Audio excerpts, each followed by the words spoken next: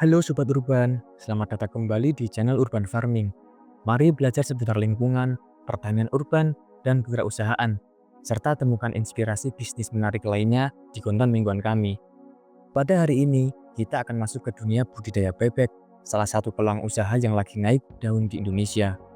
Bukan cuma karena daging dan telurnya punya pasar yang stabil, tapi juga karena bebek adalah hewan yang terkenal kuat, tahan penyakit, dan punya nilai ekonomis yang menarik. Kalau kamu pernah kepikiran buka usaha ternak bebek, atau cuma penasaran gimana sih proses budidayanya dari awal sampai panen, hari ini kita bahas lengkap banget. Mulai dari pemeliharaan bibit, pembuatan kandang, pakan, manajemen kesehatan, sampai hitung-hitungan potensi cuannya. Jadi, apakah kamu siap untuk belajar dan eksplor bareng? Pegang kopi atau teh kamu, duduk santai, dan mari kita mulai.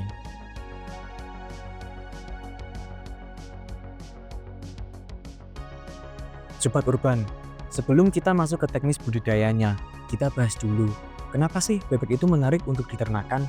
Yang pertama yaitu, bebek lebih kuat daripada ayam. Menurut data Balai Penelitian Ternak, bebek punya tingkat ketahanan tubuh yang lebih baik terhadap perubahan cuaca dibandingkan ayam. Mereka lebih tahan terhadap penyakit seperti Newcastle disease dan dibanding unggas lain. Lalu yang kedua, pasarnya stabil. Konsumsi daging bebek nasional meningkat 6% per tahun. Ini menurut data Ditjen Peternakan dan Kesehatan Hewan. Lalu, telur bebek terutama untuk telur asin punya permintaan sangat tinggi, terutama di Jawa Tengah, Jawa Timur, NTB, dan Sumatera. Lalu yang ketiga, bebek itu sangat produktif. Produksi telur bebek rata-rata 200-250 butir per tahun per ekornya untuk jenis yang bertelur. Lalu untuk bobot panen bebek pedaging bisa mencapai 1,3-1,8 kg dalam 40-50 hari. Hal ini juga tergantung jenisnya. Lalu yang keempat, nilai jualnya lebih tinggi. Harga karkas bebek lebih stabil dibandingkan ayam. Telur bebek cenderung tidak terlalu fluktuatif karena penggunaannya yang sangat luas, seperti telur asin, industri pangan, dan kuliner. Dengan karakter kuat, mudah dijual, dan produktivitas tinggi, tidak heran jika banyak peternak baru memilih bebek sebagai usaha awal.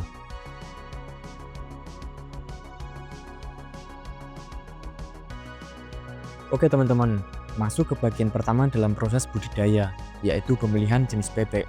Setidaknya ada 3 kelompok besar dalam dunia perbebekan. Yang pertama yaitu ada bebek petelur. Untuk yang jenis populer adalah bebek Mojosari. Ini asli Mojokerto. Produksi telurnya bisa mencapai 230-260 butir per tahun. Lalu ada bebek Alabio, berasal dari Kalimantan Selatan. Ini produktivitasnya tinggi dan tahan cuaca. Lalu ada bebek Tegal, tubuh lebih ramping tapi telurnya besar. Untuk kelebihannya adalah telurnya banyak, pakan cukup efisien, dan mental bebek petelur umumnya lebih tenang. Lalu yang kedua ada jenis bebek pedaging atau itik pedaging. Untuk yang jenis populernya adalah ada bebek Peking. Ini tumbuh cepat, umur 40-45 hari sudah mencapai 2 kg. Lalu ada bebek Mojosari Alabio. Persilangan unggul antara Mojosari dan Alabio. Ini lebih cepat besar, efisiensi pakan bagus. Untuk kelebihannya adalah pertumbuhan cepat, harga daging stabil, dan ideal untuk skala rumahan maupun industri. Lalu yang ketiga ada DOD atau Day of Duck, yaitu bebek umur 1 hari. Kalau kalian beli DOD, pastikan bergerak aktif, bulu kering, mata jernih, berdiri tegak, dan tidak ada luka di kaki atau di pusar. Untuk standar berat DOD sehat, untuk yang pedaging adalah 40-45 gram. Kalau petelur, 38-42 gram. Memilih bibit unggul adalah fondasi utama keberhasilan budidaya. Nah, sekarang kita masuk ke inti budidaya, yaitu pembuatan kandang. Kenapa kandang sangat penting? Karena kandang berpengaruh terhadap kesehatan bebek, tingkat stres bebek, produktivitas telur, konversi pakan, dan kecepatan pertumbuhan. Dengan lingkungan yang buruk, sama dengan pertumbuhan lambat dan resiko penyakit meningkat. Untuk yang pertama, kalian harus menyiapkan dari lokasi kandangnya. Sebaiknya jauh dari pemukiman padat, tidak terlalu lembab, ada akses air, mudah dibersihkan, dan mendapat sinar matahari. Karena bebek suka daerah tidak terlalu panas dan tidak terlalu dingin, serta tidak terlalu lembab. Lalu yang kedua ada tipe kandang. Ada beberapa tipe kandang. Yang pertama yaitu ada kandang postal atau liter. Bebek dipelihara di lantai yang diberi sekam. Cocok untuk pedaging skala kecil menengah. Lalu yang kedua ada bebek panggung. yaitu lantai dari bilah bambu atau kayu dan kotorannya jatuh ke bawah. Kelebihannya adalah lebih higienis, resiko penyakit rendah, dan cocok untuk bertelur. Lalu yang ketiga ada kandang sistem kering dan kolam. Bebek punya area kering dan area bermain air. Faktanya, bebek tidak wajib punya kolam, tapi keberadaan air membuat mereka lebih nyaman, bersih, dan produksi telur lebih stabil. Lalu selanjutnya kita masuk ke ukuran kandangnya. Untuk standar populasi, 1 meter persegi untuk 3-4 ekor bebek dewasa. Lalu kalau untuk DOD, itu 1 meter perseginya berisi 8-10 ekor. Dan jangan lupa untuk menyiapkan ventilasi yang baik, karena bebek menghasilkan amonia yang tinggi dari kotorannya. Kalau ventilasinya buruk, nanti akan kena penyakit pernafasan. Lalu jangan lupa dalam persiapan kandang, kalian juga harus menyiapkan tempat makan, tempat minum, lampu penghangat untuk DOD, sekam, ember atau drum cuci pakan, dan jaring pemisah. Lalu selanjutnya kita masuk ke pakan dan nutrisinya. Ini adalah bagian yang paling krusial. Untuk kebutuhan nutrisi bebek, menurut standar National Research Council, protein DOD hingga 3 minggu yaitu 20-22%. Kalau bebek grower sekitar 3-7 minggu itu 16-18%. Untuk bebek petelur itu 16-18% juga, tergantung CA tinggi untuk cangkang telurnya. Untuk jenis pakannya itu ada jenis pakan pabrikan seperti BR, 511, 512, dan lain-lain. Dan kelebihannya adalah gizinya stabil, pertumbuhannya cepat. Tapi untuk kekurangannya, harga relatif lebih tinggi. Tapi jangan khawatir, kalian juga bisa membuat makan campuran homemade sendiri.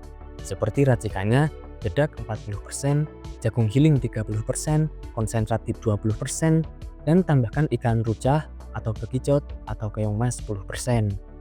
Lalu bebek juga suka pakan hijau-hijauan seperti kangkung, daun pepaya, daun singkong, tapi jangan lupa dimasak dulu, dan lain-lain.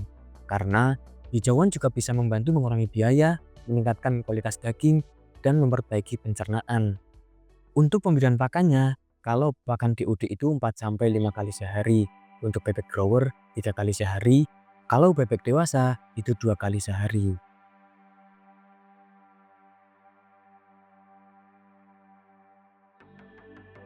Lalu selanjutnya kita masuk ke panen dan pasca panen.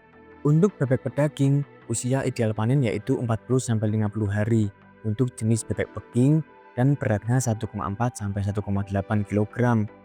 Ciri-cirinya siap panen yaitu perut penuh daging, bulu tidak mudah rontok, dan aktivitasnya normal.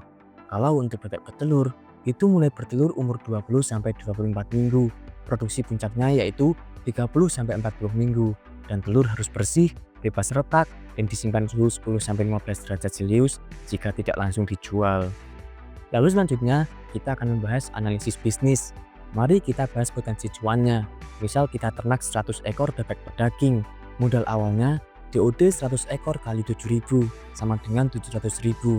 Pakan 3 karung per bulan kali 380.000 kali 2 bulan sama dengan Rp2.280.000. Lalu vitamin dan vaksin sekitar Rp150.000, listrik dan air Rp100.000. Untuk total modal awal itu sekitar Rp3.230.000. Lalu untuk pendapatan 100 ekor kali beli 1,5 kg kali 38.000 per kilogramnya sama dengan 5.700.000. Untuk laba kotornya 5.700.000 dikurangi Rp3.230.000 sama dengan Rp2.470.000 per 50 hari. Lalu berapa profit bersihnya? Yaitu 2 juta per 100 ekor per 1,5 bulan.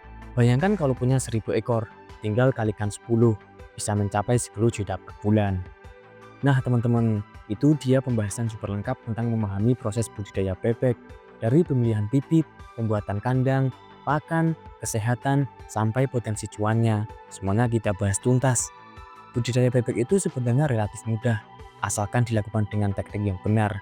Karena bebek itu hewan yang kuat, produktif, dan punya nilai pasar yang sangat stabil. Cocok banget buat kamu yang mau mulai usaha peternakan sendiri. Kalau kamu suka konten edukasi seperti ini, jangan lupa like video ini, subscribe channel Urban Farming Indonesia, dan nyalakan lonceng notifikasi biar tidak ketinggalan video terbaru. Sampai jumpa di video selanjutnya, tetap semangat berkarya, dan salam dari kami, Urban Farming Indonesia.